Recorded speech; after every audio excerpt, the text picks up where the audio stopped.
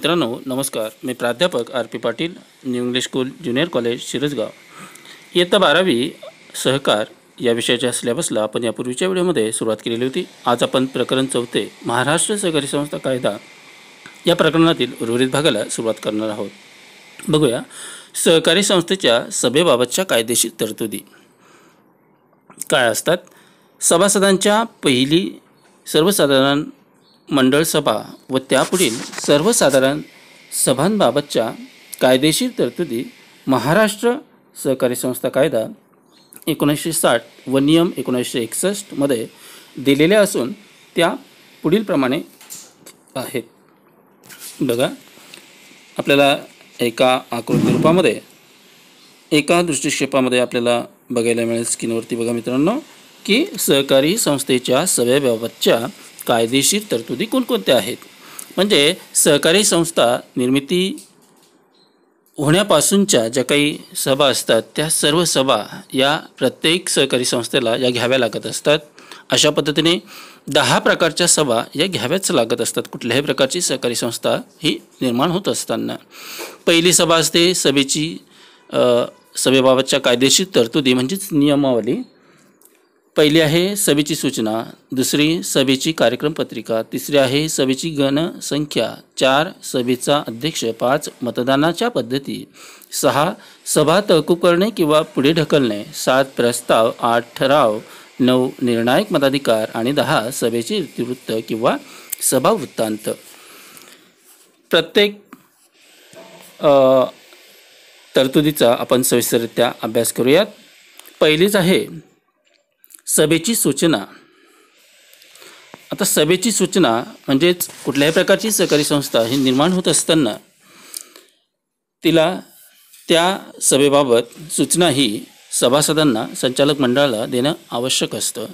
म्हणून सहकारी कायद्यातील तरतुदीनुसार सहकारी संस्थेच्या सभासदांची सभा बोलविण्याचा अधिकार कार्यकारी समितीस असतो. विशिष्ट परिस्थितीत या सभा बोलविण्याचा अधिकार सभासद किंवा सहकार निबंधकास प्राप्त होतो. अध्यक्षांच्या वतीने सचिव सभेची सूचना काढतो. सभासदांच्या सभेच्या सूचनेमध्ये सभेचे नाव, सभेचा दिनांक, वार, वेळ, स्थळ इत्यादीचा स्पष्ट उल्लेख असला पाहिजे. सभेची सूचना संस्थेकडे नोंदविलेल्या सभासदांच्या अधिकृत पत्त्यावर किमान 14 दिवस अगोदर लेखी स्वरूपात पाठविली गेली पाहिजे. अधिमंडळाच्या विशेष सर्वसाधारण व व्यवस्थापन समितीच्या सभेची सूचना समितीतील सर्व सदस्यांना संस्थेच्या पोटनियमांच्या तरतुदीनुसार योग्य मुदतीत म्हणजेच 7 दिवस अगोदर पाठविली पाहिजे. व्यवस्थापन समितीच्या सभेच्या पूर्वसूचनेची मुदतसुद्धा पोटनियमात ही नमूद केलेली असते. बघा मित्रांनो, कुठल्याही प्रकारची सहकारी संस्था ही निर्माण होत असताना पहिलीच जी काही सभा घेतली जाते त्या सभेसंबंधी या ठिकाणी आपल्याला माहिती मिळत असते की सहकारी संस्थेची सभा ही सभासद किंवा सहकार आयुक्त हे घेत असतात. मग ही सभेची सूचना काढत असताना, सभेची सूचना सभासदांना देत असताना किंवा कार्यकारी मंडळाला देत असताना सभेचं ठिकाण, दिनांक, वार, वेळ इत्यादीचा उल्लेख स्पष्ट पत्रामध्ये असला पाहिजे आणि ते पत्र संबंधित व्यक्तीला 14 दिवस अगोदर लेखी स्वरूपामध्ये पाठविले गेले पाहिजे. त्याचप्रमाणे व्यवस्थापन समितीच्या सभेची सूचना समितीतील सर्व सदस्यांना संस्थेच्या पोटनियमातील जे काही नियम असतील त्या नियमावलीनुसार 7 दिवस अगोदर त्याची सूचना ही पाठवली गेली पाहिजे. दुसरा मुद्दा आहे सभेची कार्यक्रम पत्रिका. सभेची कार्यक्रम पत्रिका म्हणजे सभेमध्ये पार पाडावयाच्या विषयांची क्रमवार यादी होय. बघा, सभेच्या सूचनेसोबत सभेची कार्यक्रम पत्रिका पाठविली पाहिजे. संस्थेच्या अध्यक्षांची चर्चा करून सचिव कार्यक्रम पत्रिका तयार करतो. कार्यक्रम पत्रिकेवरून सभेत कोणकोणत्या विषयांवर चर्चा होणार आहे याची सभासद व संचालकांना माहिती किंवा कल्पना येते. अध्यक्षांच्या पूर्वपरवानगीशिवाय कार्यक्रम पत्रिकेत बदल करता येत नाही. सभासद व संचालक मंडळाच्या सभेचे कामकाज योग्य प्रकारे पार पाडण्यास कार्यक्रम पत्रिका उपयुक्त ठरते. बघा मित्रांनो, कुठल्याही प्रकारची सहकारी संस्थेची सभा घेत असताना त्या सभेसंबंधी काही कार्यक्रम पत्रिका ही तयार करावी लागत असते. कार्यक्रम पत्रिका याचाच अर्थ जी काही आपण सभा घेणार आहोत त्या सभेमध्ये कोणत्या विषयांवर चर्चा केली जाणार आहे त्याची एक लिखित स्वरूपामध्ये त्या विषयांची मांडणी त्या कार्यक्रम पत्रिकेमध्ये केलेली असते आणि या विषयांच्या व्यतिरिक्त अध्यक्षांच्या पूर्वपरवानगीशिवाय कार्यक्रम पत्रिकेत बदल करता येत नाही. सभासद व संचालक मंडळाच्या सभेचे कामकाज योग्य प्रकारे पार पाडण्यासाठी ही सभेची कार्यक्रम पत्रिका खूप उपयुक्त अशी ठरत असते. तिसरा मुद्दा आहे सभेची गणसंख्या. सभेचे कामकाज सुरू करण्यासाठी व सभा वैध म्हणजे कायदेशीर ठरविण्यासाठी सभेला आवश्यक असणारी सभासदांची किमान उपस्थिती म्हणजे गणसंख्या किंवा गणपूर्ती होय. गणसंख्या सुरुवातीपासून ते सभा संपेपर्यंत असावी लागते. किमान संख्येच्या उल्लेख उपविधीमध्ये केलेला असतो. गणपूर्ती अभावी सभा भरविल्यास त्या सभेमध्ये घेतलेले निर्णय संस्थेवर व सभासदांवर बंधनकारक असत नाहीत. शिवाय ती सभा वैध ठरत नाही. सभासदांच्या सर्वसाधारण सभांसाठी एकूण सभासदांच्या 1/5 किंवा 25 सभासद यापैकी जी कमी असेल ती गणसंख्या असेल तर व्यवस्थापन समितीच्या सभेसाठी एकूण सदस्य संख्येच्या 1/3 किंवा 5 यापेक्षा जी कमी संख्या असेल ती गणसंख्या असते.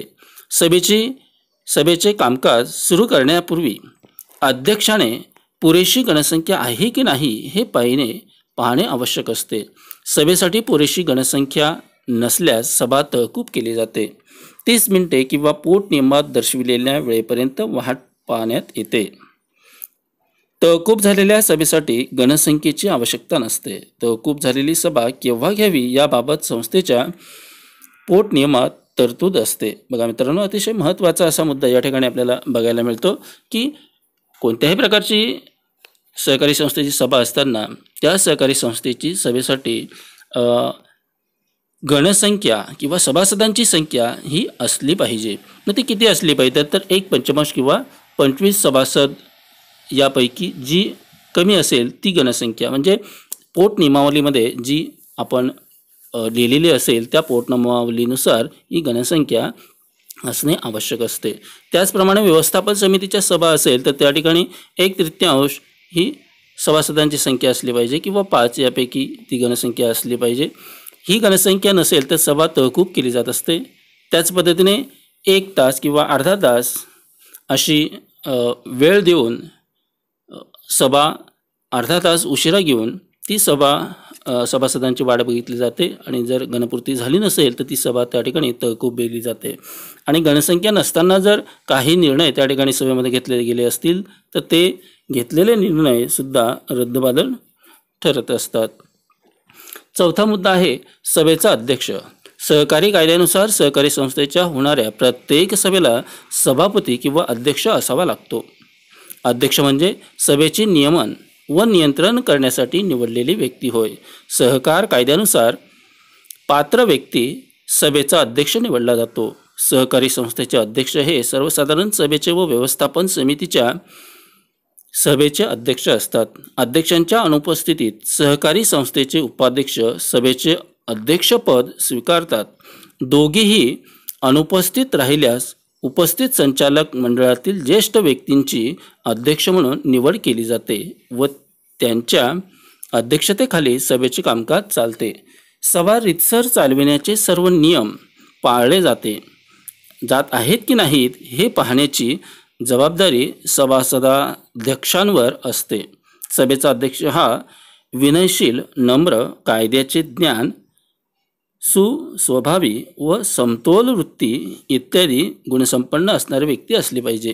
बघा मित्रांनो, सभेचा अध्यक्षच्या संबंधीसुद्धा या ठिकाणी आपल्याला माहिती मिळत असते की सहकारी संस्थेची सभा घेत असताना सभेचा अध्यक्ष हा सभेचे नियमन नियंत्रण करण्यासाठी निवडलेला असतो आणि सहकारी संस्थेचा अध्यक्ष हा सर्वसाधारण सभेचे व्यवस्थापन समितीचे सभेचे अध्यक्ष असतात. अध्यक्षाच्या अनुपस्थितीत सहकारी संस्थेचा उपाध्यक्ष हे सभेचे अध्यक्षपद स्वीकारतात आणि दोघेही नसतील तर त्या सभेत उपस्थित असलेले ज्येष्ठ संचालक यांना अध्यक्षपद दिलं जात असतं आणि ते त्या सहकारी संस्थेचा अध्यक्षाची भूमिका त्या सभेपुरती पार पाडत असतात.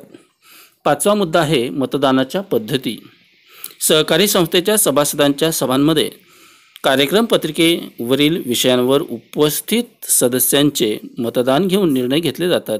सहकारी संस्थेच्या कायद्यातील कलम 27 कलम 1 नुसार सभासदाने कितीही भागधारण केले असले तरीही त्याला एकापेक्षा जास्त मतांचा अधिकार नसतो. सभेचा कल आजमावण्यासाठी प्रस्तावावर मतदान घेतले जाते. सहकारी संस्थेमध्ये प्रस्तावावर निर्णय घेण्यासाठी पुढील 3 मतदानाच्या पद्धतींपैकी एका पद्धतीचा वापर केला जातो. सभासदांच्या सभेमध्ये हात वर करून मतदान पद्धती स्वीकारली जाते. सभासदांनी मागणी केल्यास अध्यक्ष गुप्त मतदान पद्धतीचा वापर करू शकतात. या 2 पद्धतींशिवाय पोटनियमांमध्ये तरतूद केल्याप्रमाणे आवाजी मतदान पद्धतीचा अवलंब केला जात असतो. बघा मित्रांनो, खूप महत्त्वाचं असं माहिती आपल्याला या मुद्द्याच्या वरून आपल्याला लक्षात येते की सहकारी संस्थेच्या सभेमध्ये जे काही सभा होत असतात त्या सभांमध्ये जे काही विषय मांडले जात असतात, जे काही विषय पारित केले जात असतात, निर्णय घेतले जात असतात, ते निर्णय घेतले जात असताना आपल्या भारतीय संस्कृतीप्रमाणे किंवा भारतीय राज्यघटनेप्रमाणे प्रत्येक व्यक्तीला मतदानाचा हा अधिकार देण्यात आलेला असतो आणि त्याच्या अनुसारच आपली भारतामध्ये चालणारी कुठलीही कायदेशीर पद्धत ही लोकशाही पद्धतीने चालत असल्या कारणाने या ठिकाणी सहकारी संस्थांमध्ये सुद्धा मतदानाचा अधिकार हा असतो. मग काही वेळेला असे निर्णय त्या ठिकाणी घेतले जात असतात आणि ते निर्णय पारित करत असताना 3 पद्धतींचा अवलंब हा केला जात असतो. एक म्हणजे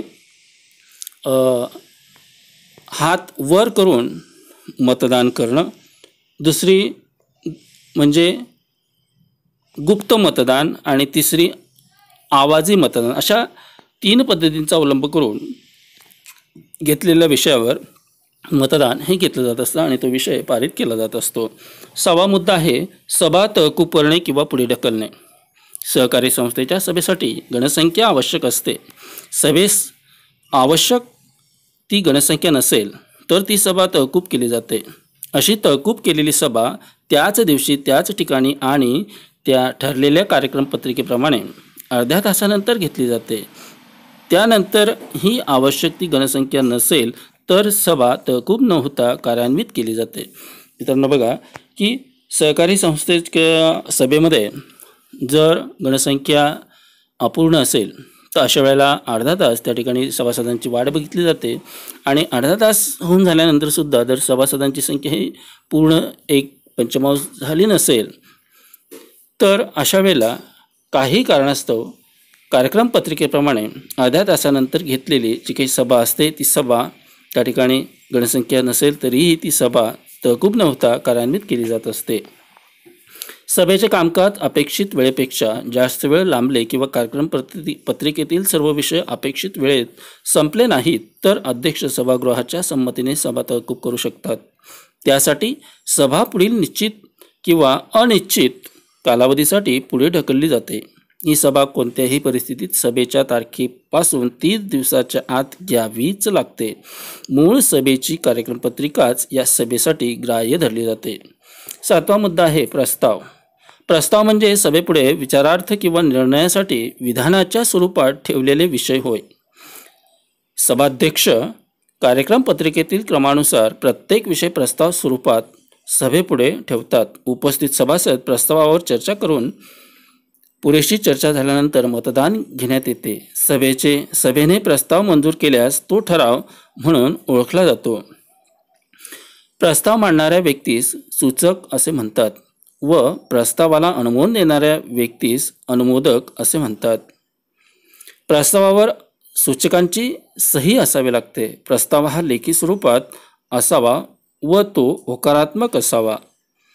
प्रस्तावामध्ये अनेक दुरुस्त्या सुचविता येतात किंवा तो मतदानापूर्वी मागेही घेता येतो. प्रस्ताव हा सभेच्या सूचनेनुसार कक्षेत व कार्यक्रम पत्रिकेतील विषयासंबंधी असला पाहिजे. प्रस्ताव हा एकदा सूचित व अनुमोदित झाल्यानंतर तो सभेची मालमत्ता बनते. प्रत्येक सभासदाला प्रस्तावावर एकदाच बोलता येईल, पण सूचकाला प्रस्ताव मांडताना आणि सर्वात शेवटी मतदान होण्यापूर्वीही एकूण 2 वेळा बोलता येते. 8वा मुद्दा आहे ठराव. सभेने अंतिमरित्या मंजूर केलेला प्रस्ताव म्हणजे ठराव होय. सभेने संमत केलेला विषय ठरावाच्या स्वरूपात घेतला जातो. ठराव हा प्रस्तावाचा शेवट असतो. ठराव संस्थेवर बंधनकारक असतो. ठरावावर चर्चा व बदलही करता येत नाही. ठरावाचे 2 प्रकार आहेत. एक म्हणजे साधा ठराव आणि 2 म्हणजे निबंधकाकडे मंजुरीसाठी सादर करायचे विशेष ठराव. सहकारी संस्थेला पोटनियमांमध्ये दुरुस्त करण्यासाठी किंवा धोरणात्मक निर्णय घेण्यासाठी विशेष ठराव मंजूर केले जात असतात व हे ठराव निबंधकाकडे मान्यतेसाठी सादर केले जातात. निबंधकाच्या मंजुरीनंतर त्या सहकारी संस्थेच्या ठरावाची अंमलबजावणी करावी लागते. ठराव हा सभेचा निर्णय असतो. एकदा झालेला ठराव हा मागे घेता येत नाही. सभेतील ठराव हा इतिवृत्ताचा भाग बनतो. बघा मित्रांनो, अतिशय महत्त्वाचा असा मुद्दा आहे की जो सहकारी संस्थेच्या कायदेशीर बाबींची आपल्याला ओळख करून देणारा हा मुद्दा आहे. ठराव म्हणजे काय तर सभेमध्ये अंतिमरित्या मंजूर केलेला प्रस्ताव म्हणजे ठराव. आता या ठरावाचे 2 प्रकार हे आपल्याला बघायला मिळतात. एक म्हणजे साधा ठराव आणि दुसरा निबंधकाकडे मंजुरीसाठी पाठवलेला ठराव. ठराव हा अशा प्रकारचा असतो की एखादा विषय किंवा एखादी विषयाविषयी मंजुरी त्या ठिकाणी घेतल्यानंतर सभेमध्ये त्याची मांडणी केल्यानंतर सूचक आणि अनुमोदकांनी त्याला अनुमोदन दिल्यानंतर तो एक कायदेशीर पुरावा त्या सहकारी संस्थेचा ठराव हा बनत असतो. त्याच पद्धतीने निबंधकाकडे मंजुरीला पाठवलेला जो काही ठराव असेल तो पाठवलेला ठरावसुद्धा हा खूप महत्त्वाचा असा दस्तऐवज त्या सहकारी संस्थेचा होत असतो. म्हणून एकदा झालेला ठराव हा मागे घेता येत नाही, कारण सभेतील तो ठराव हा इतिवृत्ताचा भाग बनत असतो. 9वा मुद्दा आहे निर्णायक मताधिकार. सभेमध्ये एखाद्या प्रस्तावावर समसमान मते पडल्यास सभेच्या अध्यक्षांना आपले निर्णायक मत देण्याचा अधिकार असतो. एखादा प्रश्न अनिर्णित राहू नये तसेच संस्थेच्या हिताचे निर्णय व्हावे असा प्रयत्न अध्यक्ष करतो. अशी तरतूद नसेल तर अनेक महत्त्वाच्या परंतु विवाद्य बाबी अनिर्णित राहण्याचा धोका संभवतो. म्हणून कलम 27 उपकलम 1 नुसार अध्यक्षांना निर्णायक मत देण्याचा अधिकार देण्यात आला आहे. अध्यक्षाला संस्थेच्या सभासद या नात्याने प्रस्तावावर एक मत देता येते, मात्र प्रस्तावावर समसमान मते पडल्यास एक जादा मत देता येते, ज्याला निर्णायक मत असे म्हणतात. अध्यक्षाला अशा प्रकारे 2 मते देण्याचा अधिकार असतो. बघा मित्रांनो, काही वेळेला अशी परिस्थिती सभेमध्ये निर्माण होत असते की दोघंही बाजूंना समसमान मतं ही होत असतात. मग अशा वेळेला एका बाजूला मताधिक्य येण्यासाठी सभेचा जो काही अध्यक्ष असतो या अध्यक्षांना निर्णायक मत देण्याचा अधिकार हा असतो. म्हणून संस्थेच्या हिताच्या दृष्टिकोनातून जो निर्णय त्या सहकारी संस्थेच्या सभेच्या अध्यक्षांना वाटत असेल तो निर्णयाच्या बाजूने एक मत अधिकचे देण्याचा अधिकार या अध्यक्षाला असतो. म्हणून सभेच्या अध्यक्षांना निर्णय घेण्याचा मताधिकार असतो, म्हणून असं म्हटले जात असते. 10वा मुद्दा आहे सभेचे इतिवृत्त किंवा सभावृत्तांत. बघा काय आहे, सभेत झालेले कामकाज, संमत झालेला ठराव व घेण्यात आलेले निर्णय यांची अधिकृत लेखी नोंद म्हणजे सभेचे इतिवृत्त होय. इतिवृत्ताला सभावृत्तांत किंवा सभेचे टिपण असे म्हणतात. कोणत्याही सभेचे इतिवृत्त हे सभेत झालेल्या कामाचा व घेतलेल्या निर्णयांचा स्पष्ट, अधिकृत आणि विश्वसनीय लेखी पुरावा असतो. सहकार कायद्यानुसार सचिवाला सभासदांच्या सभा व्यवस्थापन समितीच्या सभांसाठी 2 स्वतंत्र इतिवृत्त वह्या ठेवाव्या लागतात. इतिवृत्तात नोंदीचा धोरणे ठरविण्यासाठी उपयोग होतो. सभेतील निर्णयाची व कामकाजाची खरी व स्पष्ट निसंदिग्ध नोंद इतिवृत्तात केलेली पाहिजे. सभेच्या कार्यक्रम पत्रिकेवर इतिवृत्त कायम करणे हा विषय पहिल्या क्रमांकावर असतो. सभेमध्ये मागील सभेचे इतिवृत्त वाचण्यात येते. सचिवाला सभांना हजर राहून सभेची उपस्थिती, सभेत होणारे कामकाज, संमत झालेले ठराव इत्यादीची नोंद करावी लागते. सभेने घेतलेले निर्णय कायदेशीरदृष्ट्या सभेवर बंधनकारक असतात. इतिवृत्तातील मजकूर सभासदांना व संचालकांना पाहण्यासाठी खुला ठेवावा लागतो. इतिवृत्त कायम केल्याबद्दल इतिवृत्ताच्या शेवटी अध्यक्ष व सचिवांच्या सह्या असतात. सभा संपल्यापासून 30 दिवसाच्या आत सचिवाला इतिवृत्त लिहावे लागते. सभासदांनी मागणी केल्यास इतिवृत्ताची प्रत देणे बंधनकारक असते. सभेला हजर न राहू शकणाऱ्या सभासदांना सभेतील कामकाजाची माहिती इतिवृत्तामुळे मिळते. मागील कोणत्याही सभेत इतिवृत्त मागण्याचा सभासदाचा अधिकार असतो. इतिवृत्ताचे 2 प्रकार पडतात. एक म्हणजे वर्णनात्मक इतिवृत्त आणि दुसरा म्हणजे ठरावात्मक इतिवृत्त. दोन्हीपैकी कोणत्याही एका पद्धतीने इतिवृत्त लिहिले जाते. इतिवृत्त हे संक्षिप्त आणि अचूक लिहिले पाहिजे. मित्रांनो, थोडक्यात सहकारी संस्थेच्या निरनिराळ्या सभा या सहकारी कायदा, नियम व उपविधीच्या अधीन राहून नियमानुसार पार पाडाव्या लागतात. मित्रांनो, अशा पद्धतीने सहकारी संस्थांच्या ज्या काही सभा असतात त्या सहकारी संस्थांच्या सभा या नियमावलीनुसार या 10 जे काही मुद्दे आहेत त्या 10 मुद्द्यांच्या आधारे त्या सहकारी संस्थेला या पार पाडाव्या लागत असतात. मित्रांनो, तुम्हाला हा मुद्दा खूप छान पद्धतीने समजला असेल अशी आशा व्यक्त करतो. मित्रांनो, व्हिडिओ बघत असताना तो व्हिडिओ पूर्ण बघा, काळजीपूर्वक ऐका आणि व्हिडिओला सबस्क्राईब केल्याशिवाय राहू नका आणि आपल्या मित्रांना तो शेअर केल्याशिवाय देखील राहू नका, कारण आपल्यासारखीच इतर विद्यार्थ्यांनाही त्याचा अभ्यासासाठी खूप उपयोग होईल अशा आशा व्यक्त करतो. मित्रांनो, या ठिकाणी मी आपली रजा घेतो. भेटूया पुढच्या व्हिडिओमध्ये. तोपर्यंत नमस्कार.